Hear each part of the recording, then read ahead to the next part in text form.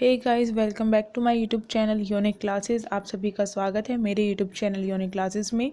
तो जैसा कि आज आप सभी का प्री बोर्ड एग्ज़ाम हुआ है फिज़िकल एजुकेशन का, और आते ही आप सभी ने सीधे जो है कमेंट करने स्टार्ट कर दी कि इसका जो आंसर की है, एक तरीके से मतलब कि सही जो आंसर्स हैं वो आप सभी को बताए जाएँ।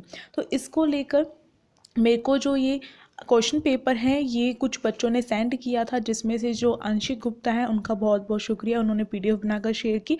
इसके साथ साथ काफ़ी सारे और बच्चे थे, मुझे ध्यान नहीं आ रहा है नाम, उन्होंने भी शेयर किया था, तो उन सब का भी शुक्रिया। तो यहाँ पर देखिए, जो फिज़िकल एजुकेशन का ये क्वेश्चन पेपर है, इसमें आपका 35 जो मार्क्स है उसका ये जो क्वेश्चन पेपर आया था आपका, इसमें जो है यहाँ पर आपके इस तरीके से होता है कि इसमें आपको ध्यान रखना, बोर्ड एग्ज़ाम के लिए पहले से ही बता रही हूँ मैं आप सभी को कि इस तरीके से क्वेश्चन है। 24 क्वेश्चन आते हैं, उसमें से 20 क्वेश्चन आपको करने हैं, जैसे कि मैंने कम्युनिटी में पोस्ट किया था, वहाँ पर आपने देखा होगा। और फिर जो खंड ख है यानी कि सेक्शन बी है, उसमें भी 24 क्वेश्चन आते हैं, 20 क्वेश्चन करने हैं। और जो सी वाला जो हमारा सेक्शन होता है उसमें 12 क्वेश्चन आते हैं और 10 क्वेश्चन करने हैं। आज हम इसमें जो अपना सेक्शन ए है वो सॉल्व करेंगे, तो फटाफट देख लेते हैं, ज़्यादा टाइम वेस्ट नहीं करते। तो देखिए, फर्स्ट क्वेश्चन आप सभी के सामने ये रहा।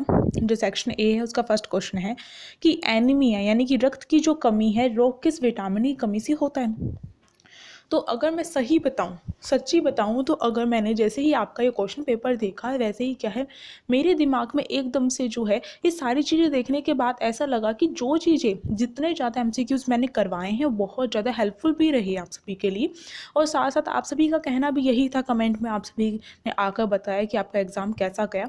तो ज़्यादातर क्वेश्चन तो बिल्कुल सेम जैसे मैंने करवाए हैं वो आए हैं, और साथ साथ मैं जो चीज़ें बताती हूँ आपको, उनके क्वेश्चन आपको बनाकर दिए गए हैं। तो मेरे ख्याल से आप सभी का एग्ज़ाम बहुत काफ़ी अच्छा हुआ होगा। कैसा हुआ कमेंट बॉक्स में ज़रूर बताइएगा। ठीक है, अब यहाँ पर देखिए, जो एनीमिया है यानी कि जो रक्त की कमी है, रोग कौन से विटामिन की कमी के कारण होता है। पहला ऑप्शन यहाँ पर विटामिन के, दूसरा है विटामिन ए, तीसरा है विटामिन B12 और चौथा है विटामिन ई। तो देखिए, जो प्री बोर्ड सॉल्यूशन आपका, केवल आपके क्वेश्चन के आंसर जानना ही जरूरी नहीं है, यहाँ पर आपको समझना भी है। क्यों? अगर आंसर दिखाने होते तो मैं एक पेज पर लिखकर आपको दिखा देती कि ये आंसर आपके, ठीक है, पर मैं ऐसा नहीं कर रही हूँ। क्यों? क्योंकि जो प्री बोर्ड के क्वेश्चन होते हैं, सेम क्वेश्चंस आपके क्या है बोर्ड एग्जाम में भी आ जाते हैं, उठाकर दे दिए जाते हैं। तो इसलिए यहाँ पर क्या है, मैं सोल्व भी करवाऊंगी अच्छे से, इनके एक्सप्लेनेशन भी दूंगी, साथ में कुछ रिलेटेड जो भी बातें होंगी वो भी आपको बताई जाएंगी। तो वीडियो अच्छी लगे तो लाइक करें, शेयर करें, कमेंट करके बताएं कैसी लगी और आपका प्री बोर्ड कैसा गया। साथ ही साथ जो है अपने दोस्तों के पास शेयर करना और सब्सक्राइब कर देना है। अब देखिए, एनीमिया जो है, जैसे कि मैं हमेशा कहती हूँ, आयरन की कमी की वजह से होता है, लोहे की कमी की वजह से होता है। साथ साथ मैंने आपको ये क्वेश्चन कवर भी करवाया हुआ है कि ये लोहे की कमी की वजह से होता है। इसके साथ साथ कौन सा एक और चीज़ है, यानी कि विटामिन के जो है उसकी कमी की वजह से भी जो एनीमिया है, रक्तहीनता, शरीर में जो खून की कमी है वो हो जाती है। ठीक है, तो ये हो गया हमारा ऑप्शन ए। ठीक, यहाँ पर नेक्स्ट क्वेश्चन पे चलते हैं। आपको क्या करना है, जो सेक्शन ए है, जितने भी क्वेश्चन आए हुए हैं उसमें से आपके यानी कि 20 क्वेश्चन आप अटैम्प्ट करके आए होंगे, उसमें से आपके कितने मार्क्स बने हैं मुझे कमेंट बॉक्स में ज़रूर बताना है आप सभी को। ठीक है, इससे पता चलेगा कि आप कितनी तैयारी करते हो। अब नेक्स्ट क्वेश्चन यहाँ पर हमें दे रखा है, लिग कम लिग, जो लिग कम लिग है किस टूर्नामेंट का प्रारूप है, यानी किस टूर्नामेंट के अंदर शामिल किया गया है। पहला है चैलेंज टूर्नामेंट, दूसरा है सिंगल लीग टूर्नामेंट, तीसरा है नॉकआउट टूर्नामेंट और चौथा है कॉम्बिनेशन टूर्नामेंट।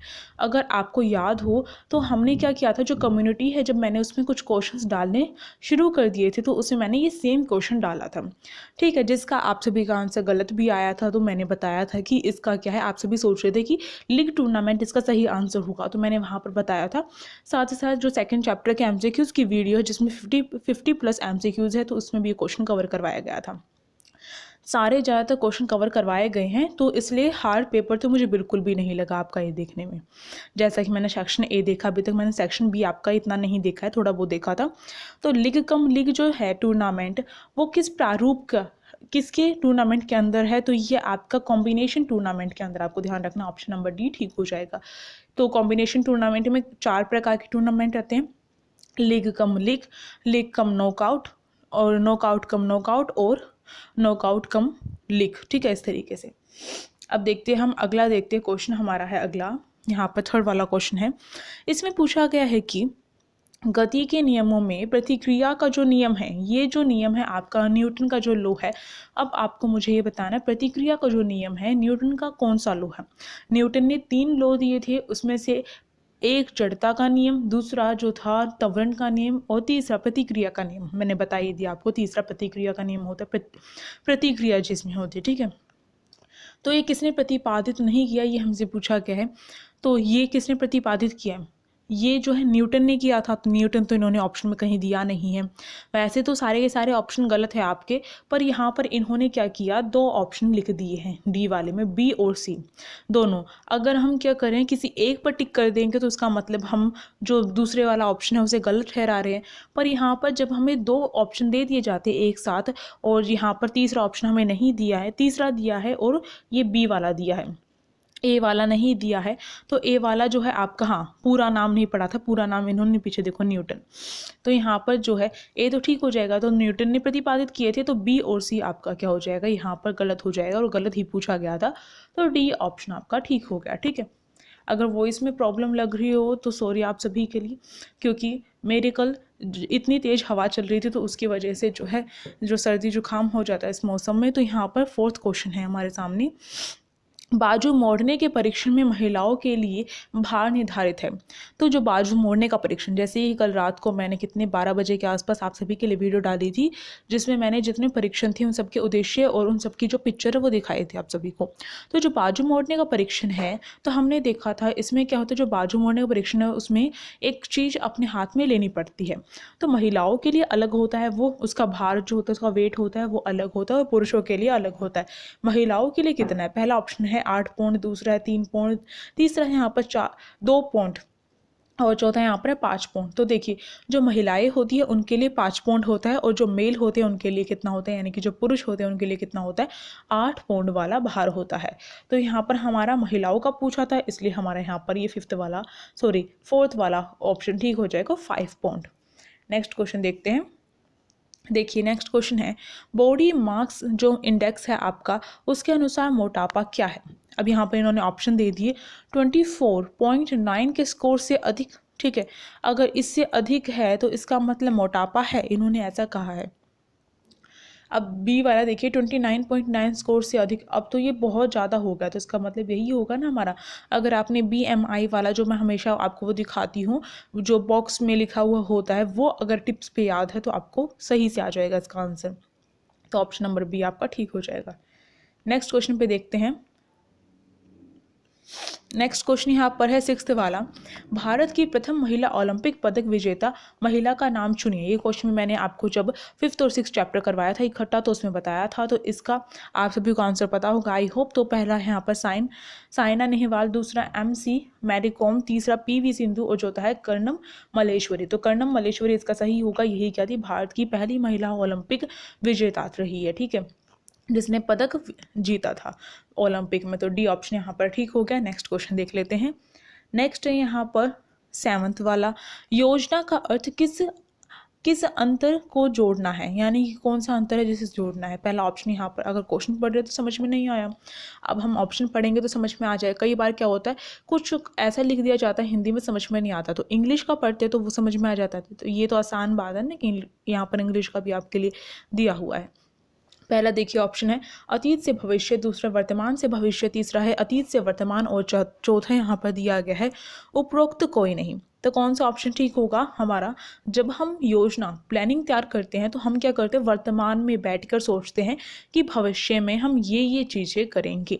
जैसे कि अगर आप अभी से अपने बोर्ड एग्ज़ाम की प्लानिंग कर रहे हो, किस तरीके से आपने पूरी प्रिपरेशन करनी है, तो आप अभी सोच रहे हो भविष्य की, फ्यूचर की, तो इसलिए वर्तमान से भविष्य की प्लानिंग की जाती है। तो हमारा ये बी वाला ऑप्शन ठीक हो जाएगा। नेक्स्ट क्वेश्चन बहुत सिंपल क्वेश्चन है ये वाला, अगर बच्चे ने पढ़ भी नहीं रखा है फर्स्ट चैप्टर, फिर भी वो आसानी से दे सकता है, इसलिए कह रही हूँ काफ़ी आसान पेपर रहा था। पर ये नहीं सोचना है कि काफ़ी आसान था, ऐसा मेरे को ऐसा लगा ये क्वेश्चन पेपर देखकर कि अगर बच्चे ने अगर अच्छे से सब कुछ रीड किया है, अच्छे से सब कुछ पढ़ा है, एमसीक्यूज किए हैं, तो उसके लिए पेपर आसान रहा होगा।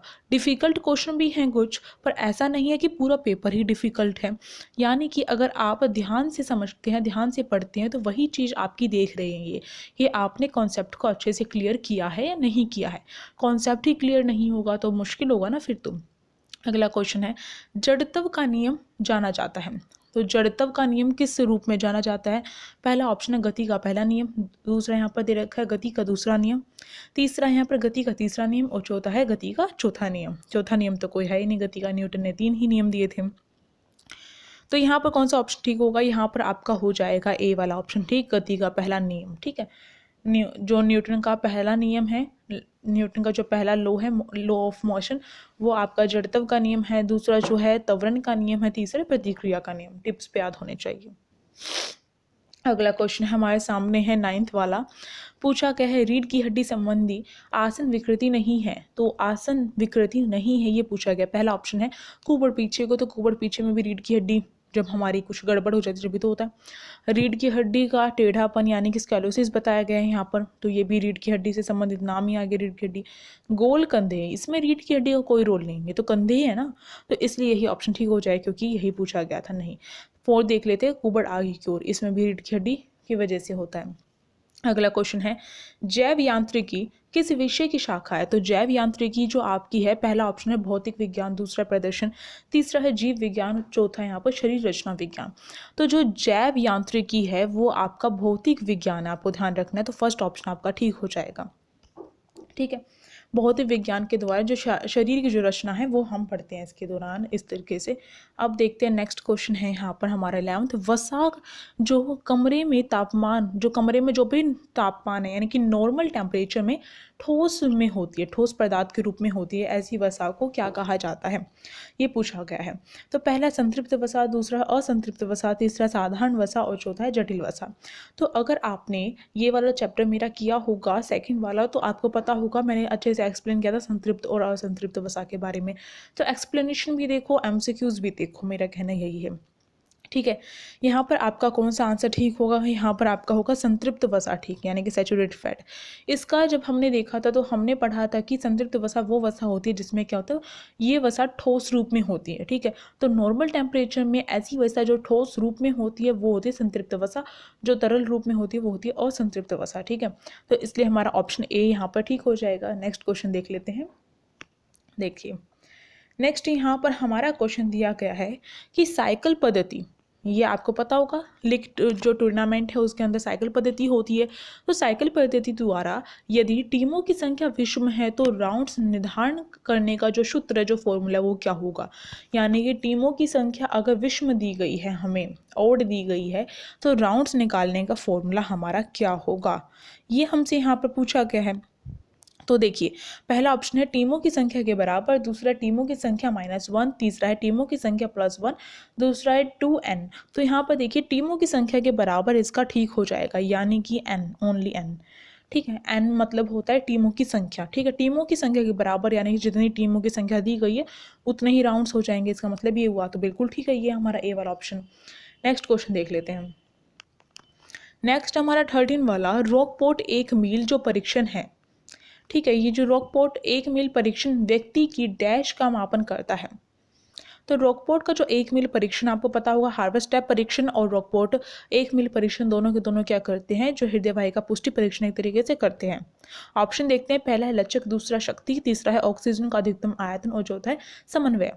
तो अगर यहाँ से समझ में नहीं आ रहा है तो अगर इसका इंग्लिश वाला देखें तो VO2 मैक्स लिखा गया है।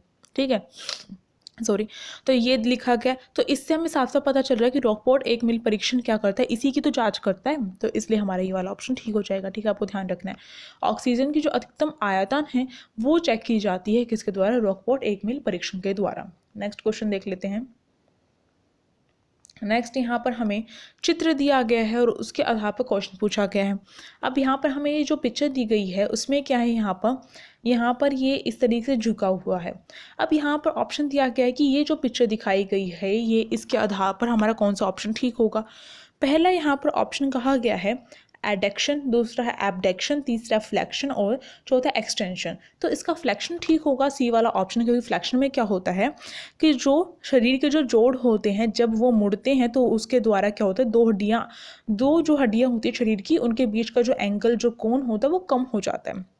ठीक है, ऐसा ही तो हो रहा है यहाँ पर, कम ही तो हो रहा है, तो इसलिए हमारा ये सी वाला ऑप्शन ठीक हो जाएगा। ये पिक्चर तो आपकी आई थिंक सभी बुक में दी होगी, तो सिंपल सी बात है, तो आपको आता होगा।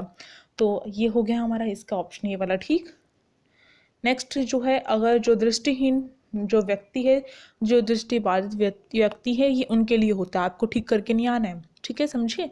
यहाँ पर केवल जो पिक्चर नहीं देख सकते हैं ब्लाइंड स्टूडेंट्स के लिए होता है, आपको नहीं करके आना है जिनकी आइज़ बिल्कुल ठीक है।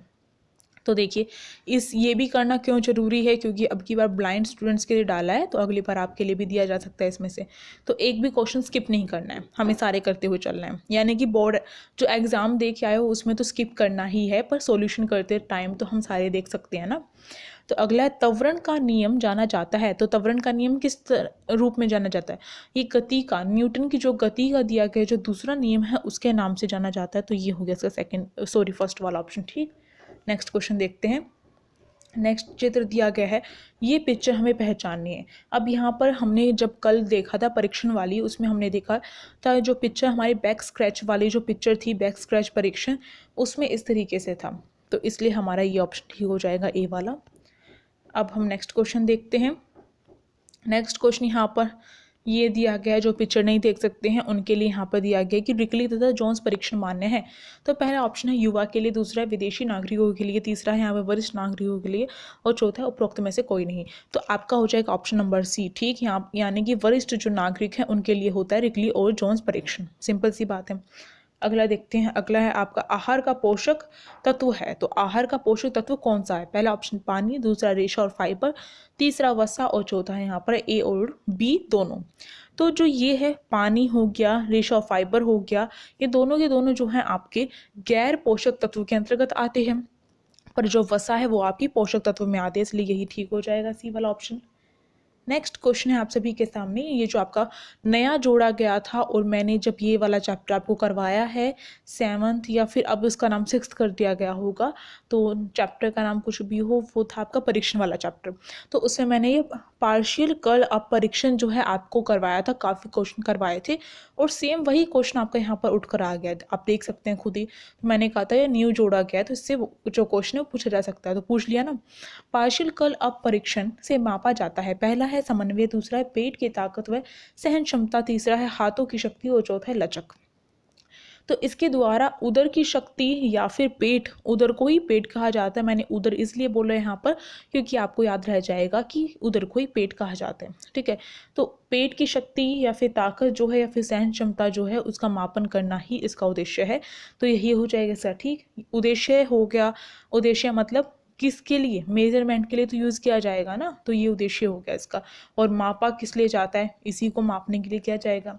अगला क्वेश्चन यहाँ पर है हमारे सामने, अगला है 18 वाला, अगर बाई की संख्या सम हो तो, अगर जो बाई है आपकी वो इवन है, तब नॉकआउट जो फिक्सचर है उसमें ऊपरी अर्ध की जो बाई है उसे निकालने का क्या फॉर्मूला होगा।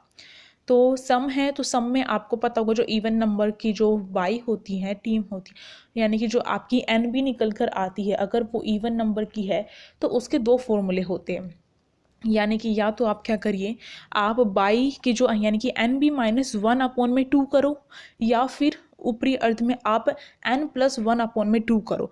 पर जब आप फॉर्मूला ऊपरी अर्ध में जो यूज़ कर रहे हो उसके बिल्कुल अपोजिट साइन वाला जो फॉर्मूला होता है वो निचली अर्ध में यूज़ करना होता है। यानी कि अगर मैं कहूँ ये सी वाला जो ये वाला फॉर्मूला है NB -1/2 मैंने ऊपरी अर्ध में यूज़ किया है बाई निकालने के लिए, तो निचली अर्ध की बाई निकालने के लिए मुझे क्या करना पड़ेगा, ये जो साइन यहाँ पर लगाया गया माइनस का उसका बिल्कुल अपोजिट NB+1/2 करना पड़ेगा।